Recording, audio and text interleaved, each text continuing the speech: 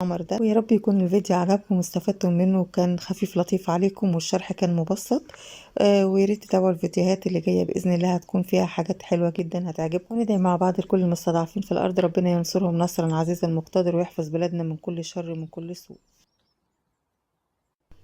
السلام عليكم ورحمة الله وبركاته. ازيكم عاملين ايه؟ يا رب تكونوا بخير وسعادة دايما.